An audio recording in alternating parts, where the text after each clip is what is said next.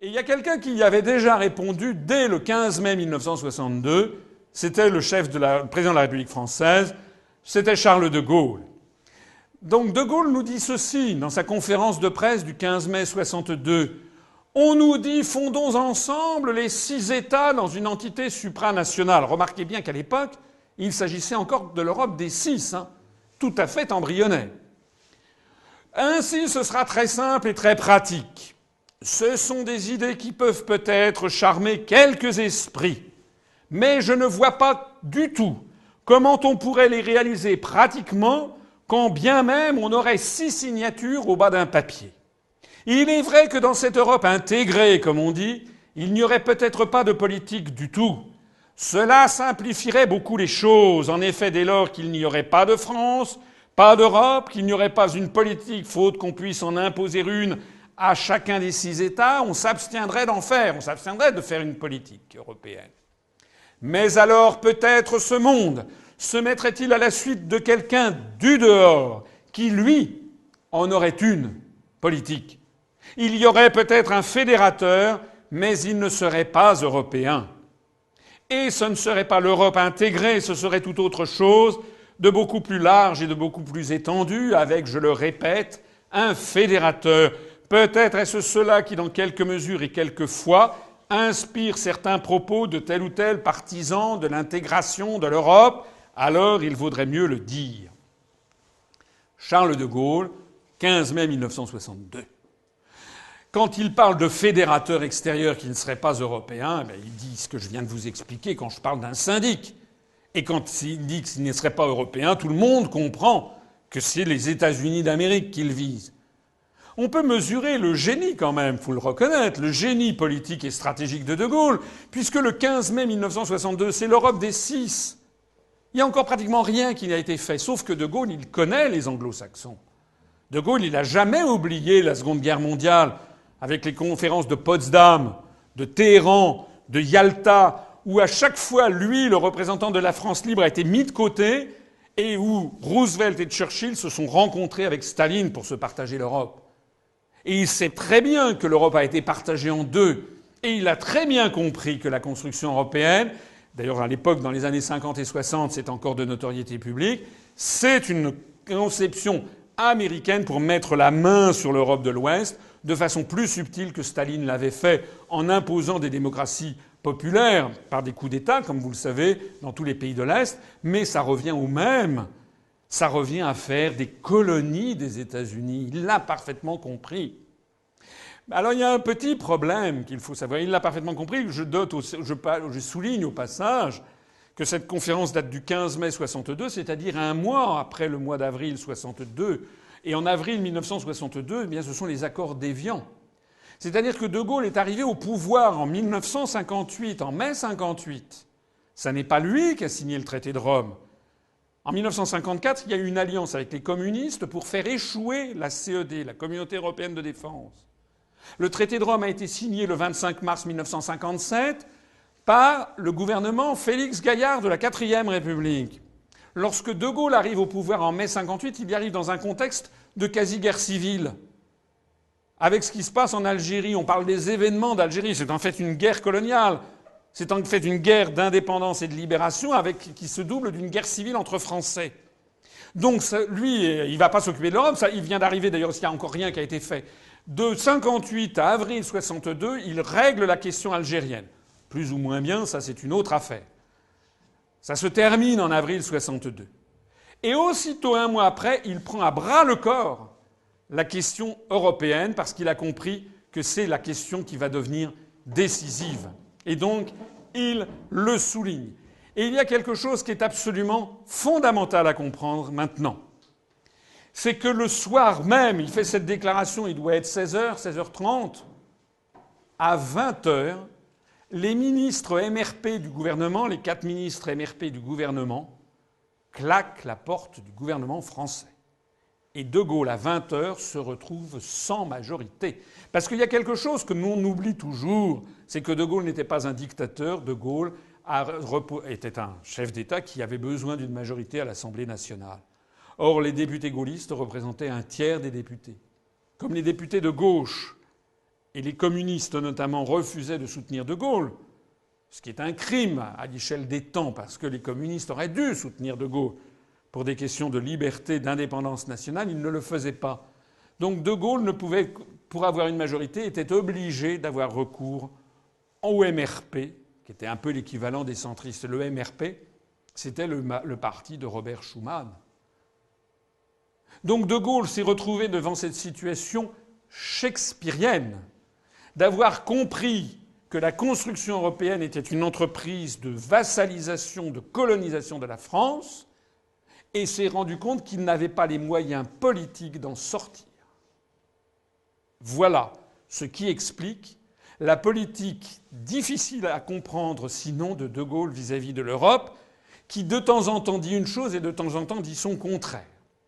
Et vous avez actuellement des escrocs de la politique qui font croire aux Français que de Gaulle aurait été pour l'Europe. C'est faux. De Gaulle n'était pas du tout pour l'Europe, simplement il avait tout compris, mais il n'avait pas les moyens politiques d'en sortir. D'ailleurs, il avait été encore plus clair avec Alain Peyrefitte, qui était le ministre de l'Information, et qu'il rencontrait plusieurs fois par semaine en tête-à-tête. Et Peyrefitte nous a laissé dans un livre, dans 3 tomes, qui s'appelle C'était de Gaulle, qui ont paru en 1997, nous a laissé ces paroles qu'il avait saisies sur le vif de ses entretiens avec le général de Gaulle. Et voilà ce que de Gaulle lui dit en 1963, quelque temps après cette conférence de presse. Vous savez ce que ça veut dire, la supranationalité? La domination des Américains. L'Europe supranationale, c'est l'Europe sous commandement américain. Les Allemands, les Italiens, les Belges, les Pays-Bas sont dominés par les Américains. Les Anglais aussi, mais d'une autre manière, parce qu'ils sont de la même famille. Alors il n'y a que la France qui ne soit pas dominée. Pour la dominer aussi, on s'acharne à vouloir la faire entrer dans un machin supranational aux ordres de Washington. De Gaulle ne veut pas de ça, alors on n'est pas content. Et on le dit à longueur de journée. On met la France en quarantaine, mais plus on veut le faire, et plus la France devient un centre d'attraction. Il avait tout compris. Et cette analyse qui est faite en 63, on peut la faire 49 ans après sans en changer un seul mot. Si, on peut changer simplement le fait qu'au lieu d'être avec 5 partenaires, on est avec, désormais, il y a 26 autres partenaires.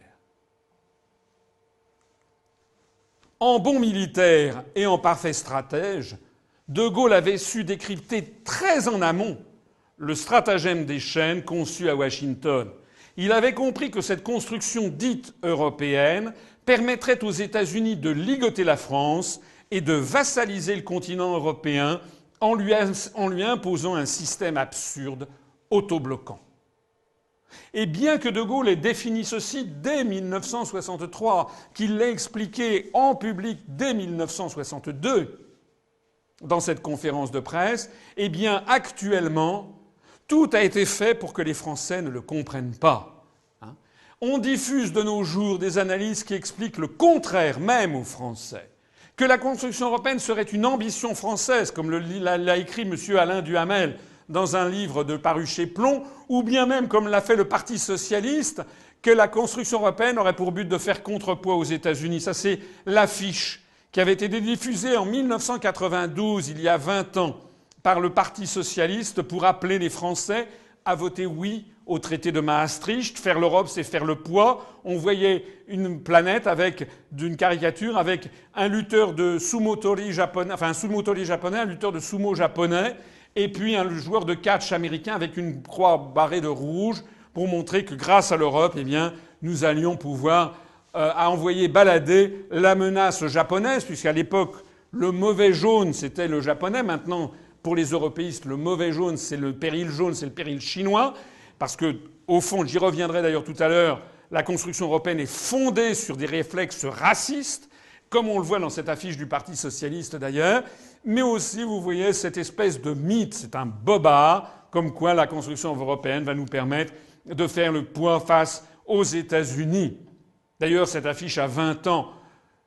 20 ans après, c'est comme dans les Trois Mousquetaires, 20 ans après, est-ce que vous voyez à quel point le fait d'avoir été ligoté par le traité de Maastricht, la monnaie européenne, la politique étrangère de sécurité commune du traité de Maastricht, comment progressivement nous sommes en train de devenir les larbins de l'OTAN et des États-Unis. Donc c'est le contraire exact qui est vrai. Alors on en arrive à une troisième question bête. Puisque De Gaulle avait compris le stratagème américain, pourquoi n'a-t-il pas fait sortir la France de la construction européenne et pourquoi a-t-il même parfois donné l'impression de la soutenir ? Eh bien pour une raison que je vous ai déjà expliquée, il n'en avait pas les moyens politiques. Il avait besoin du soutien du MRP, qui était le parti de Robert Schuman, et il ne pouvait pas sortir de l'Union européenne, il ne pouvait pas le dénoncer. Donc, il va élaborer une contre-stratégie que j'appelle la contre-stratégie gaullienne et ses échecs.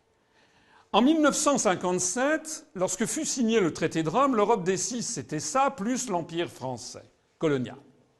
Et puis, en 1962, après que De Gaulle a donné leur indépendance à tous les pays d'Afrique, l'Europe des six, c'est ça. La France, ici, mais même encore là, la France reste encore un pays qui est plus puissant que les autres pays de l'Europe des six. L'Allemagne est coupée en deux, elle sort de la Seconde Guerre mondiale, c'est une pestiférée internationale. Et l'Italie est également pestiférée à cause du régime moussolinien, et en plus c'est un pays dont tout le Sud est extrêmement pauvre.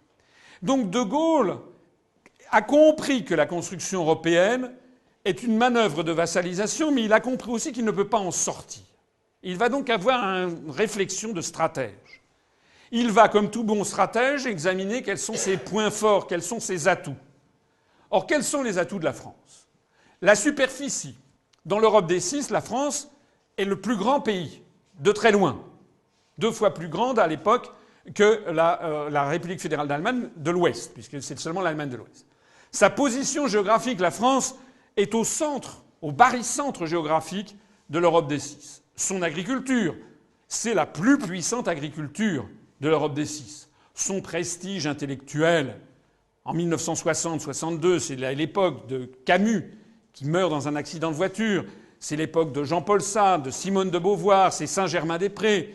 Il va y avoir quelques années après, ça va être le cinéma français, Jean-Luc Godard, Catherine Deneuve, Alain Delon. Tout ça fait le tour du monde.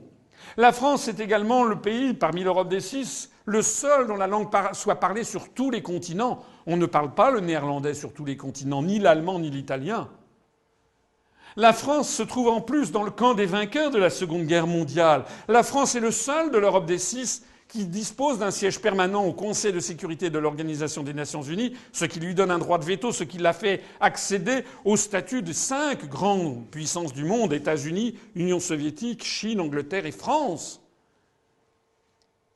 Et enfin, la France a l'armement nucléaire. La première bombe A explose à Reagan dans le désert du Sahara, et De Gaulle, pendant toutes les années 60, va avoir l'obsession à laquelle il va parvenir en 1966 dans l'atoll de Fangatofa de faire exploser la première bombe H, la première bombe thermonucléaire, ce qui fait accéder la France au rang de super grand nucléaire. Ce que ne peuvent avoir aucun des autres États de l'Europe des six. Donc au début de sa présidence en 62-63, lorsque De Gaulle a compris que la construction européenne est une manœuvre de vassalisation américaine et qu'il a compris qu'il ne peut pas en sortir, il se dit « Mais ma foi, si j'examine tous ces atouts, il y a peut-être un coup à jouer. » Le coup à jouer, c'est de constater que la France est de très loin la plus grande puissance de l'Europe des six. Et en plus, la cerise sur le gâteau, c'est qu'elle est dirigée par De Gaulle soi-même, qui est une espèce de mythe vivant. Un des très grands leaders de la Seconde Guerre mondiale, qui va bientôt d'ailleurs être le seul, puisque Roosevelt, comme vous le savez, est mort en 1945, Staline en 1953, et Churchill va mourir en 1964.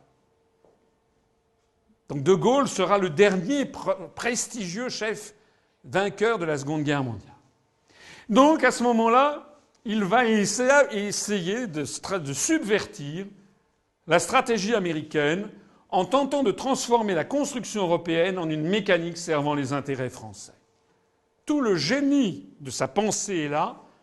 Il a rêvé de transformer l'Europe, qui était une Europe américaine, en une Europe indépendante, s'enfonçant comme un coin entre les deux blocs. C'était lui qui le disait. Il voulait une Europe européenne qui aurait été évidemment sous influence française, compte tenu de tous nos avantages comparatifs. C'était ça qu'il voulait. Il ne pouvait pas le dire. Il ne pouvait pas dire « je veux une Europe française ». Mais il savait qu'il y avait une Europe soviétique, qui était les pays de l'Est. Il savait que les Américains voulaient une Europe américaine. Et lui se proposait de cantonner l'Europe américaine au Royaume-Uni. Et qu'entre les deux, il y aurait une Europe qui serait une Europe française. De Gaulle rêvait de reconstituer l'Europe du grand siècle, de Louis XIV, à l'époque où toutes les cours d'Europe parlaient le français. D'ailleurs, on a beaucoup brocardé de Gaulle à l'époque pour se comparer à Louis XIV. Vous savez qu'avec Malraux, il a donné beaucoup d'argent pour refaire vivre le château de Versailles, puisque la obsession de Gaulle était de donner aux Français fierté dans leur propre pays.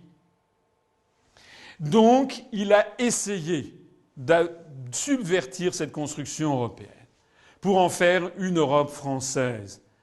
Mais pour que cette contre-stratégie gaulienne ait des chances de réussir, c'était un peu comme en aïkido, vous savez, vous, dans les arts martiaux, utiliser la force de l'adversaire contre lui. Les Américains voulaient nous forcer à devenir une colonie américaine par une construction européenne. Lui se proposait de transformer cette construction européenne en une machine qui servirait à éjecter les États-Unis et à placer l'ensemble sous la puissance française. Mais il avait compris qu'il y avait deux choses absolument décisives pour que ça marche. Premièrement, empêcher à tout prix les Britanniques d'entrer dans cette construction européenne. Sinon, c'en serait fini de son rêve d'une Europe indépendante des États-Unis sous influence française. Il le savait, il avait vu, il le dit à perfide. Churchill piquait des lèches incroyables à Roosevelt. Il a compris que le Royaume-Uni est devenu le cheval de Troie des États-Unis. C'est pour ça qu'il s'est battu bec et ongle pour que jamais le Royaume-Uni ne puisse entrer dans le marché commun.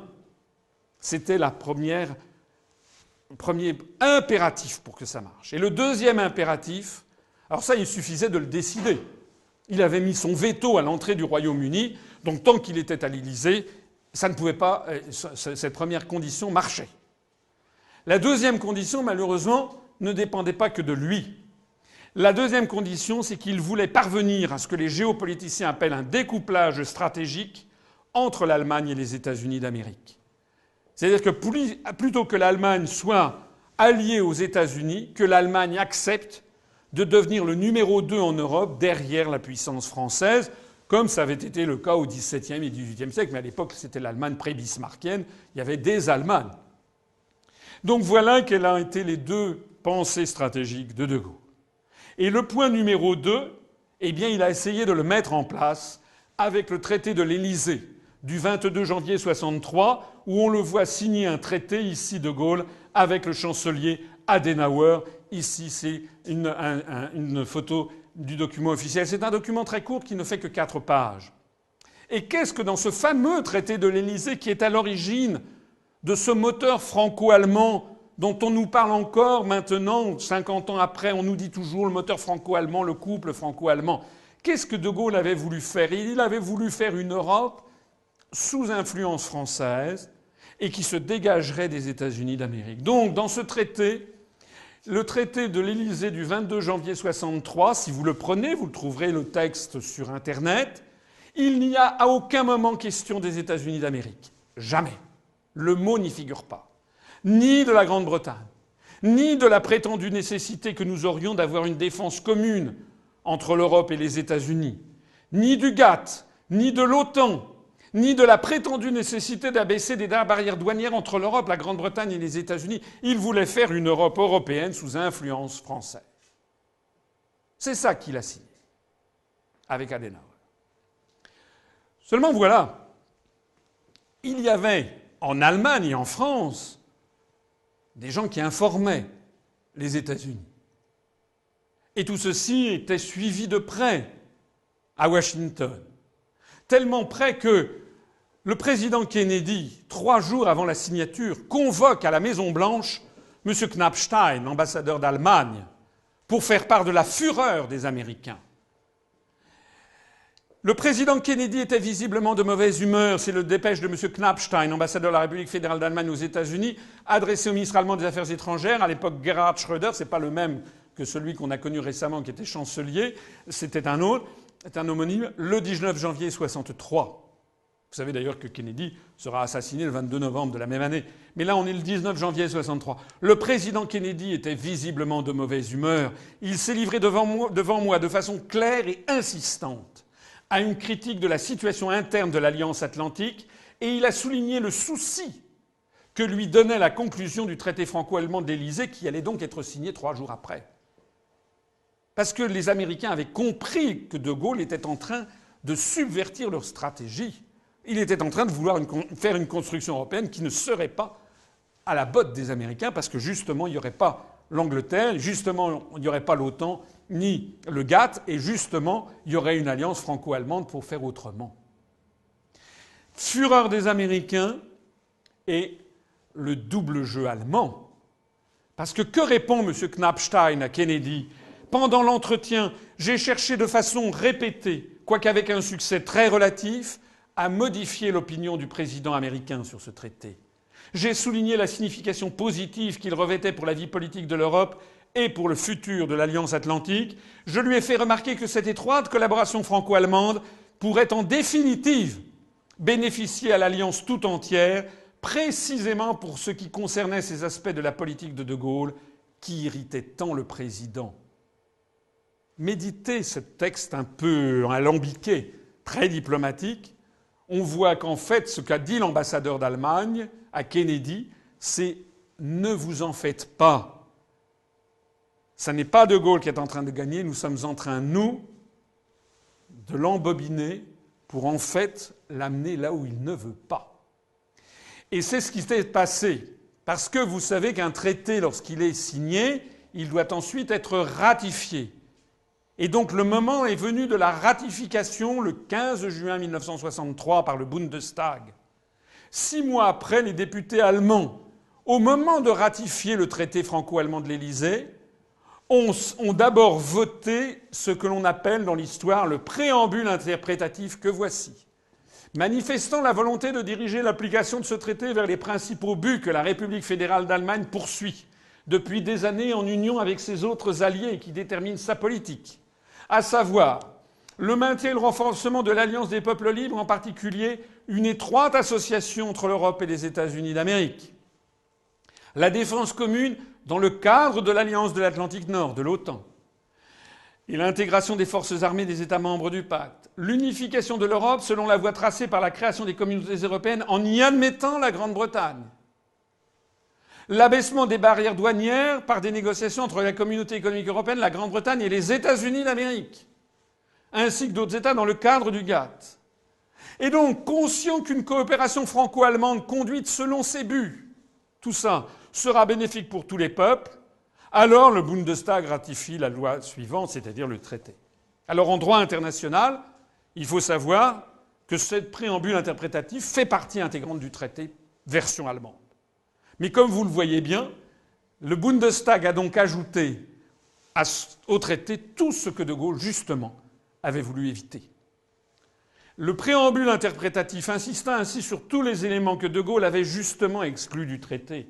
La subordination de la construction européenne à l'intégration militaire atlantique, la coopération avec les États-Unis et la Grande-Bretagne.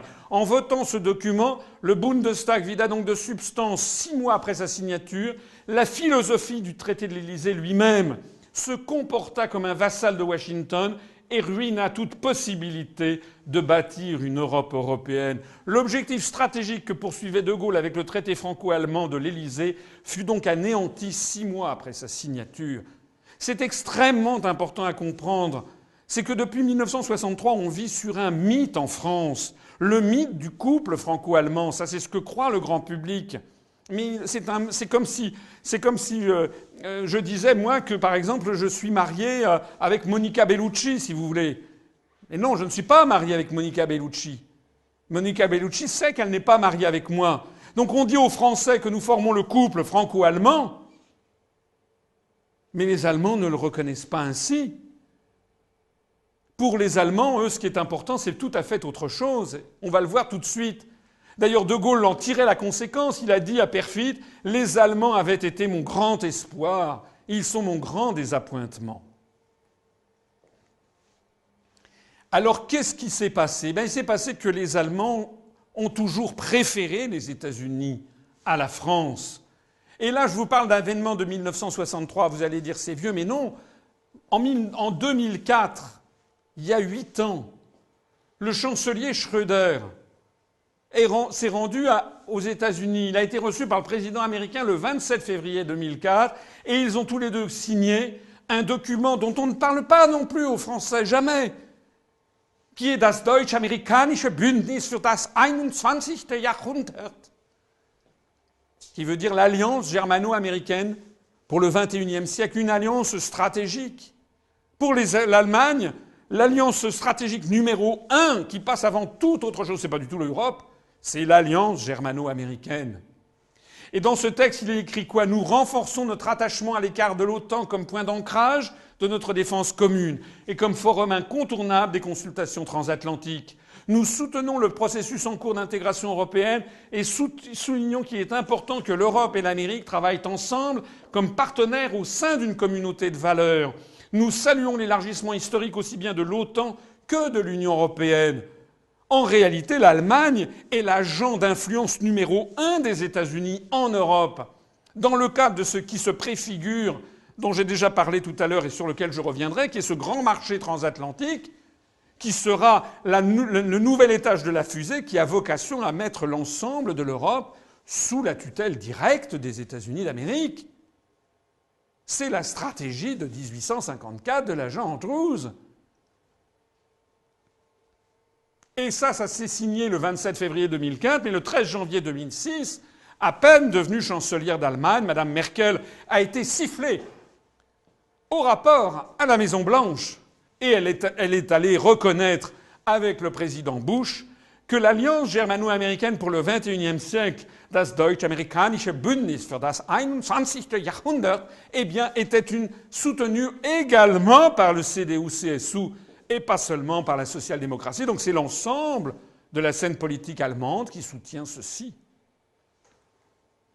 En d'autres termes, l'Allemagne ne veut pas d'une Europe indépendante des États-Unis. C'est le grand échec fondamental de De Gaulle. Il n'est pas parvenu à ce découplage. Il s'était illusionné.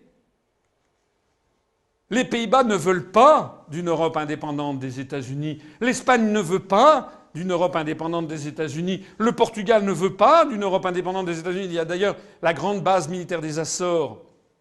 Le Royaume-Uni veut une Europe encore plus proche des États-Unis.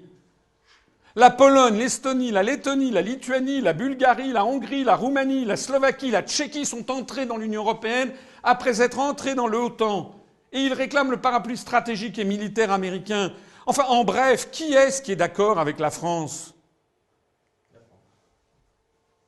Comme disait De Gaulle, la difficulté, c'est que les colonisés ne cherchent pas vraiment à s'émanciper des Américains. La construction européenne et l'OTAN sont les deux faces d'une même médaille, la face civile et la face militaire, qui est la médaille de l'asservissement et de la colonisation par la grande puissance américaine. Point.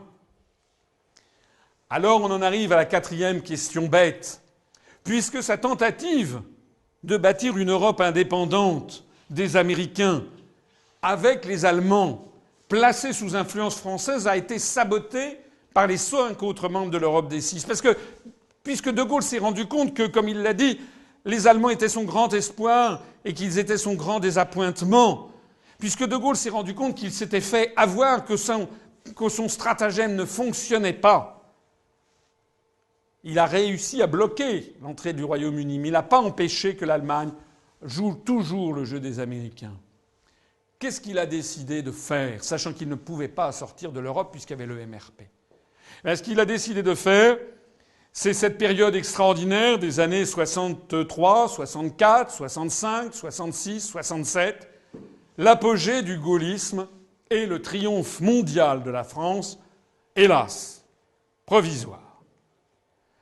Alors voici un échange capital pour bien comprendre la situation qui s'est nouée à ce moment-là et dont nous sommes les héritiers.